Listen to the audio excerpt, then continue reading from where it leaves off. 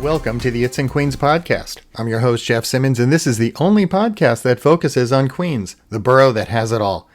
This podcast is brought to you each week thanks to the Queens Economic Development Corporation and the Queens Tourism Council. They work tirelessly to showcase our borough as a destination filled with distinctive experiences, cultural gems, and opportunities for everyone who lives here, works here, or is visiting from near or far. We're now in the thick of summer already. And after that punishing heat wave that sent so many of us searching for shade, air conditioning, and of course the nearest cold drink, it feels as if New York City has come up for air. But even during those sweltering days, there's something unmistakable about the season. Our parks and playgrounds get alive. School is out, families are moving around the borough, kids are looking for ways to burn off that energy, and all across our borough you can hear the sounds of summer. Basketballs bouncing and tennis balls popping off rackets, neighbors gathering under trees. That's one of the great gifts of our city. Our parks are not just patches of green. They're outdoor classrooms and community centers, stages, athletic fields, and of course cooling spaces. And in Queens, a trip to the park can mean a soccer game or a walk with a dog, a morning stretch, an afternoon on the swings, or a concert, a picnic, or just a few quiet minutes on a bench watching the borough go by. And for young people especially, parks can open doors. They can be the place where a child first learns to swing a tennis racket or kick a soccer ball. You can discover that being active can be fun, social, and of course empowering. That's where City Parks Foundation comes in. Across all 5 boroughs, the foundation helps turn neighborhood parks into places where culture, sports, education, and community come together. Through its City Parks Play program, it brings free sports and recreation programs directly into local parks, removing barriers and giving children and families access to instruction, equipment, and safe, welcoming spaces. City Parks Play serves more than 9,000 young people and 1,200 older adults each year, with free programs in tennis and golf, soccer, track and field, and multi-sport activities. The goal is not only to keep people active, it's to build confidence and teamwork, social connection, and lifelong skills. And this summer, registration is open on a rolling basis for City Parks Play programs for young people ages 6 to 17, with Girls Forward open to ages 13 to 16. Programs take place in parks across the city, including here in Queens, and space is limited, so advance registration is required, and you can find the full schedule and registration information at cityparksfoundation.org/play. Now, our guest this week has helped shape that work for decades. Mike Silverman is Director of Special Projects and Strategic Advisor for City Parks Play, and he previously was Director of Sports for City Parks Foundation. And over the years, he's helped expand access to free sports programming in our public parks, introducing generations of New Yorkers to tennis, golf, soccer, track and field, and so much more. Mike Silverman, welcome to the It's in Queens podcast. Thank you. Pleasure to be here. So you grew up in Queens, in Jamaica, Queens. You went to Queens College. What was your relationship with parks and sports like growing up in Queens? Well, yeah, I mean, I lived in the parks. The 2 sports that I played growing up were actually basketball and football, which actually for a young kid, a small kid growing up, I those were not the greatest sports to be in, but they were the sports I loved. So I was spending a lot of time going back and forth to the basketball court, shooting hoops till the end of the day, till sunset, coming back home. It was a really great memories of those times. Mike, I'm sure you have so many memories of growing up in Queens. What are some of your favorite memories? Well, look, I grew up in Queens, right? My whole life. I went to school in Queens. I went to Hillcrest High School. In Jamaica, Fran Drescher was in my graduating class. I don't think I said one word to her 4 years, but in her yearbook, she wanted to be an actress. I can tell you that. And I went to Queens College, and I work in Queens, in Flushing Meadow Park, right next to the National Tennis Center. So Queens is a very big part of my life. Love the borough, and yeah, it's something. It's a place that I think, in terms of from a sports standpoint, you can play any sport anywhere in that borough. The opportunities are endless. And you started teaching tennis back in 1981 with NYC Parks before City Parks Foundation even existed. Talk a little about what youth sports and public parks looked like back then and what you think might have been missing. Yeah. So I really just took it as a summer job back then. Was going to go to law school, took some time off, and then took off the summer. And it was just a whim, really, to do it. I had played tennis about that time, and so for me, uh, it was just an eye opener in terms of the scope of the kids that this program covered. I mean, New York City has more public tennis courts than any other city in the country. I don't know the exact number. I mean, get it for you if you want, but it's keeping those courts active even back then was important to the Parks Department, and there was city funding for it. And so we reached, I don't know, somewhere around 7,000 kids, I think, that summer in, upwards of 35, 40 parks. And it was all free instruction. It was just as grassroots as it gets. Most of the kids were beginners. And at the end of the summer, they had a wonderful trophy ceremony for the kids, their first novice tournament. And then they had these clinics that Vitas Gerulaitis, the former, he was unfortunately the late Vitas Gerulaitis, but, top tennis professional here in New York. He basically adopted the program, and that was the charity. And he used to hold these clinics in Central Park at the very end, right before the US Open, with McEnroe and Borg. And I went to that, and it was so cool seeing them giving out free rackets to all these kids who had never played tennis before. And it really kind of opened my eyes to the value of, like, I guess, public-private partnerships and what it could do. Never, you know, for me, the program was funded by the city, but this was special. This was different. This was private funding. Vetus raised the money for all of this stuff. And so it just really, like I said, it was an eye opener for me. And that's how I kind of got started in the program. And to be honest with you, roll forward, that particular program really hasn't changed much. I kept, over the years, I try to preserve pretty much all of it. There wasn't that much to kind of improve. Uh, Today we reach, I don't know, somewhere around a little less kids, more like 5,000 kids in 36 parks. But the difference is City Parks Foundation now funds that program. It's completely privately funded. There were city budget cuts that came on years later, and I actually was laid off as part of that back then. And the City Parks Foundation actually picked me up. I was one of the first employees to join the company, and they adopted this program. They actually took over the program because they realized the importance of, this is all these thousands of kids getting tennis lessons. They didn't want to lose it. So I don't know. That's just kind of giving you a real quick snapshot from then to now of that program. And You know, and Mike, when you first began expanding youth sports programming in parks, what was the biggest challenge? um, raising money. It's always a challenge.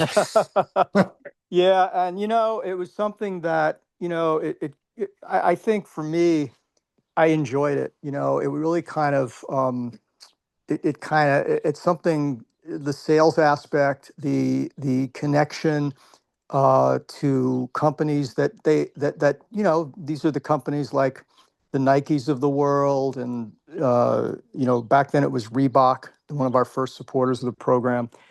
It was just it made the program even more exciting for kids, because then we were able to create all different kinds of opportunities for them besides just learning how to play.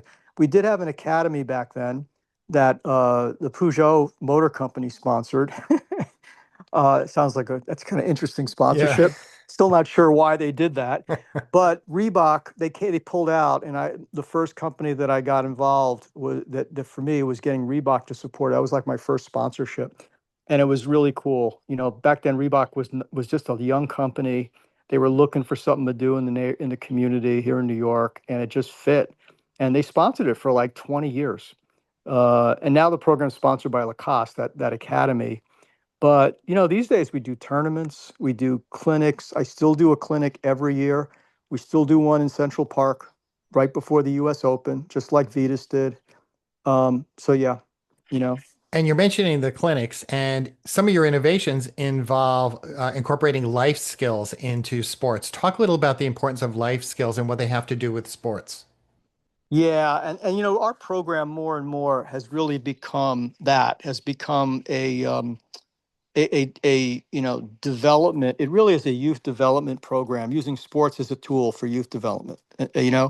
Um, sports teaches so many things to kids. Where do I start? Perseverance, sportsmanship, goal setting, learning to follow the rules, patience. And we integrate in our lessons now these type of we try every program that we do has a piece in the beginning or during the lesson where we integrate some type of life lesson, some type of value. Um, the golf program we run, we partner with the First Tee, which is a national program that teaches life skills to kids through golf, and their curriculum is really first and foremost based on teaching these core values to kids. And so when we partnered with them, we kind of adopted a lot of the that curriculum that we use now in all of our sports programs. You know, it's really from a standpoint of socialization, of keeping kids active.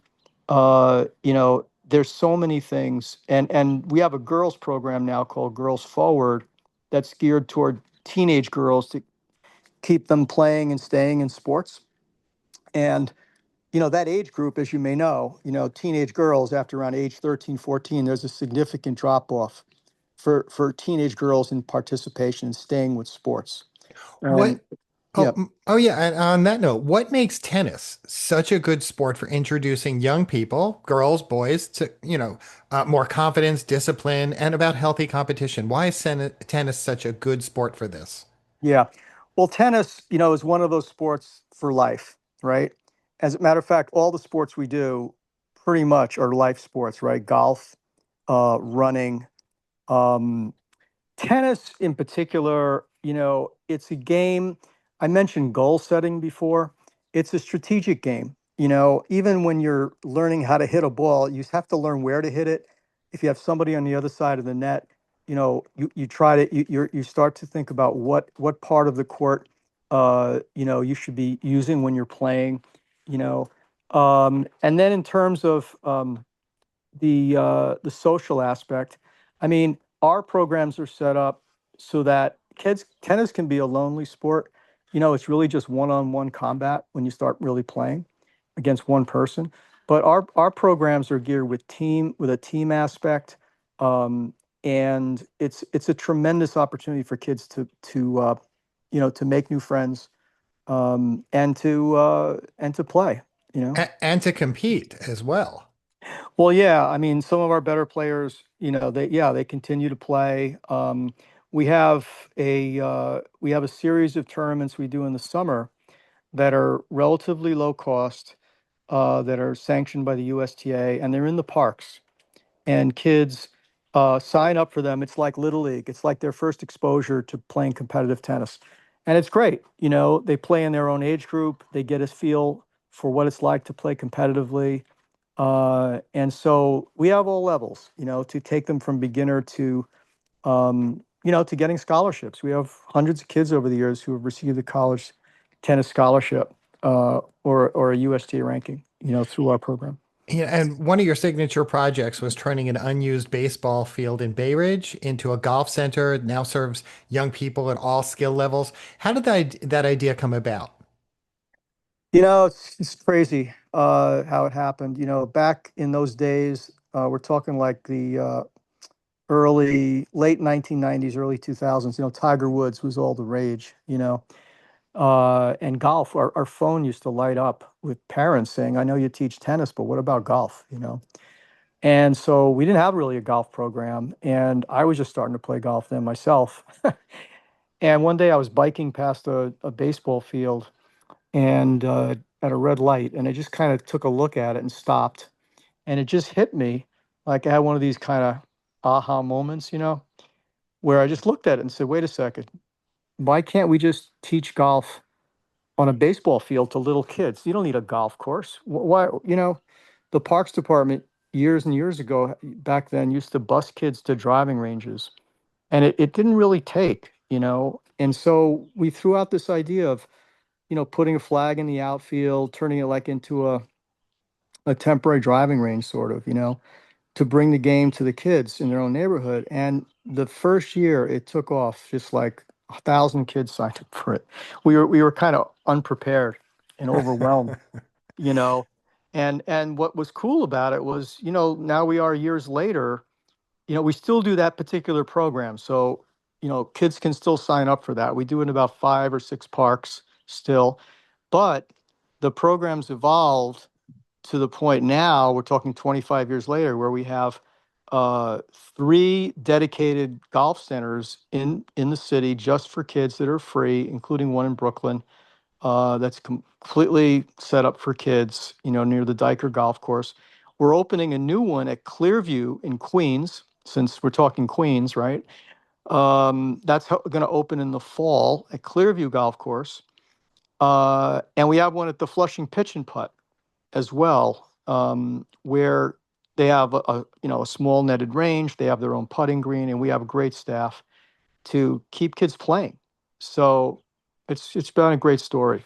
You So know, we've and we've talked about tennis, we've talked about golf. I want to bring up downhill skiing. Now there was also this downhill skiing idea for Astoria Park that didn't quite work out, but what was the thinking behind it and what did it teach you about taking big swings in public spaces? yeah, I can't believe she mentioned that one to you. I was like, yeah, I mean, it was kind of crazy. It wasn't, you know, again, it was that same kind of idea of, I've been fortunate in working for the City Parks Foundation that I have, a great board, very progressive. And since we're privately funded, you know, um, the sky's the limit, really. I mean, we certainly need approval from the Parks Department for anything we do, but how do we take a park and maximize the resources of a space? You know what I mean? That's Yeah. kind of been that's been my thought all along. So on that note, like the baseball fields, right? I mean, we did that with baseball fields, teaching golf. Well, on that note, the skiing piece, I coincidentally ran into somebody who was really an avid skier and loved it and had contacts in the industry and said, "If you ever want to do skiing," and I'm like, and I thought about it, and I'm going, "Wait a second, why don't we just give it a shot?" I mean, and so Astoria seemed like a good place because are you familiar with the park? That hill? Yes, I am. That hill that comes right down there by the water, Yeah. by the bridge? That's why I loved hearing this idea. I put an enormous amount. I have no regrets, but it really, I put an enormous amount of time to try to make it happen, and we got a big ski resort up in Vermont to sponsor it and provide the snowmaking equipment, the expertise. And at the end of the day, it was just too much. The logistics, the technical, the infrastructure to be able to set that up. But I had the city pretty much ready to go. I mean, we had an area to bring in the water. It really came down to um, just the technical ability to pull it off. It was just overwhelming, because and then the weather, and now, of course, we don't even know if we're going to get a day under 30 degrees anymore, Yeah. right? You're right. You're right. But You you know know, what? I yeah, look at this, Mike, as the fact that, and I talk with my colleagues about this all the time. yeah, Try ideas. It's worth it. Don't sit back. So I look at this right, as a positive, and we always learn from these experiences. I want to bring up something else in our final few minutes. yeah. With Billie Jean King, you helped establish the Billie Jean King Tennis Benefit at the U.S. Open, which is a major fundraiser for City Parks Foundation's youth tennis work. Talk a little about what that has meant to have her support. Well, obviously, it's invaluable. I mean, I approached her. We had done some programming together with team tennis years before, and she's always been supportive of what we do. And when the city had budget cuts, long story short, I kind of went to her and said, "Look, and we're we're probably gonna have to cut some sites. And, what we can do is just basically asking for advice. And she said, well, why don't we go to the US Open? Let's talk to them and create a fundraiser there. And I'm like, okay, all right. Yeah, she made it sound so simple. I mean, but that's something, of course, that she could do that I wasn't in a position to do. And she went to the USTA. She put it out there. They agreed to do it. We didn't name it after her at that time. It's been called, until this year, it was just called this Benefit for City Parks.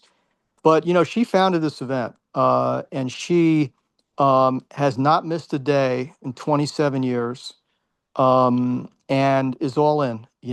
And as you may know her story, right? I mean, Billy learned how to play in a park Mm-hmm. in Yeah. California. She lives in New York, so she's a New Yorker, and she gets it. She's always trying to make a difference in changing lives, in equity, and making sure everyone has the same chance, no matter what it is. But in this case, it's tennis. Learning to play tennis. So I've been very blessed, to be able to have her support. And what else can I say? Yeah. And what do you want partners, I'll say potential partners, potential sponsors, what do you want them to understand about the impact of free sports programming in New York City parks? Well, look, obviously we're very fortunate that we're in New York, media capital country, uh, hundreds of parks. And so I think on that note, right, we have visibility for supporters and sponsors, right? And we have the US Open in our backyard. That doesn't hurt. you know? But I think that the we're seeing more, actually, thankfully, more and more corporate support for youth sports in general and our programs, because I think companies starting to realize since COVID, right, that kids and parents understand the need, everyone understands the need for kids to be outdoors and active. You know what I mean? Mm-hmm. COVID was a game changer because everyone for a few years were just sitting around. Kids were playing video games before COVID, right? And then COVID hit, and then became just basically all video. I mean, what else are you going to do in your bedroom, right? For a year. And once people started getting out of their house again, I think it was our numbers just continue to grow. Even to this day, every year they continue to grow. So I think that was a real silver lining, if you can say that, if there was on our side from that experience. That was one good takeaway. And I think companies are realizing that, and realizing that, the health benefits and the mental, social, emotional, all of that, more than ever, you know. And before I let you go, please let our listeners know where they should go if they want to learn more about City Parks play. Well, the website is www.cityparksfoundation.org.